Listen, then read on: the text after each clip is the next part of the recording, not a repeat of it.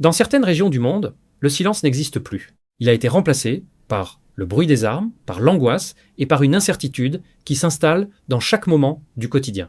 Le Burkina Faso fait partie de ces territoires où la vie a changé. Un pays, autrefois, connu pour sa stabilité relative, mais qui, au fil des années, s'est retrouvé confronté à des défis de plus en plus complexes. Des villages ont été abandonnés. Des familles ont dû fuir leurs terres. Des enfants ont grandi dans un environnement où la peur est devenue une habitude. Dans certaines zones, l'État a perdu progressivement le contrôle. Les attaques se sont multipliées et avec elles, un sentiment profond d'impuissance. Peu à peu, le doute s'est installé dans les esprits. Beaucoup ont commencé à se demander si une solution était encore possible, si un changement pouvait réellement se produire. C'est dans ce contexte difficile qu'un événement inattendu est venu bouleverser l'ordre établi. En 2022, un jeune capitaine accède au pouvoir. Son nom n'était pas encore connu du grand public. Il n'était pas une figure médiatique, ni une personnalité internationale, et pourtant, ce moment marque un tournant. Cet homme, c'est Ibrahim Traoré. Au départ, les réactions sont mitigées. Certains observent avec curiosité,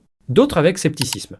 Il est jugé trop jeune, pas assez expérimenté. Certains pensent qu'il ne s'agit que d'une transition, d'un passage sans véritable impact. Mais très vite, quelque chose attire l'attention. Son discours. Il ne parle pas comme les autres. Son ton est direct. Ses mots sont simples, mais lourds de sens. Il évoque la souveraineté, il insiste sur l'indépendance. Il parle de responsabilité collective, et surtout, il adresse un message clair à son peuple.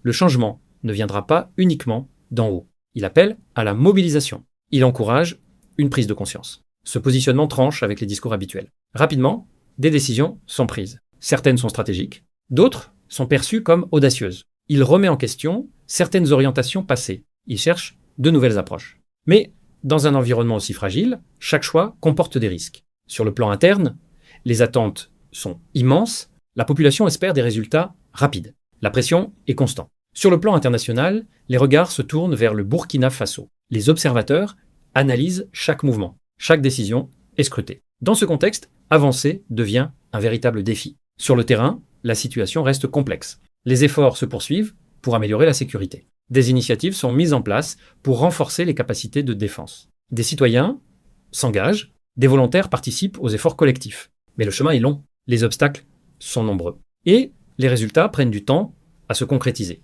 Malgré cela, un changement subtil commence à apparaître. Chez certains, une forme d'espoir renaît, une idée commence à circuler.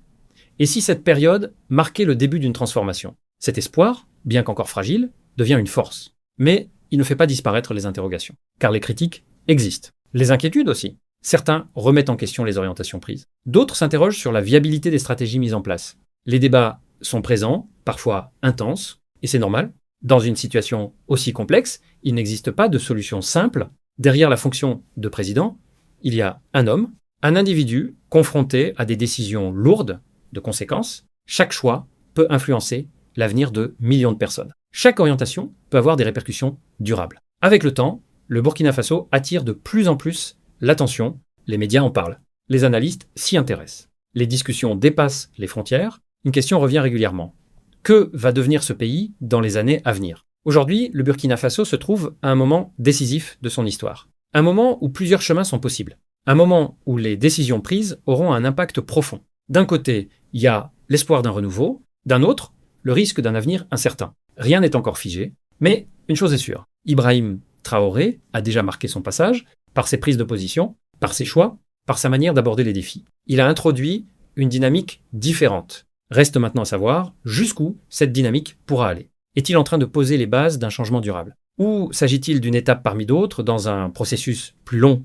L'histoire est encore en train de s'écrire, et comme souvent dans ce type de situation, il faudra du temps pour en mesurer les effets réels. Ce qui est certain, c'est que le regard du monde reste tourné vers le Burkina Faso. Les attentes sont là, les espoirs aussi, les incertitudes également, et au centre de tout cela, un homme dont les décisions continueront d'influencer le cours des événements. Alors la question reste ouverte. Sommes-nous face à une transformation profonde ou à un moment de transition? Seul l'avenir pourra apporter une réponse. Mais une chose est sûre, ce qui se joue aujourd'hui dépasse largement les frontières d'un seul pays. Et toi, quel regard portes-tu sur cette situation?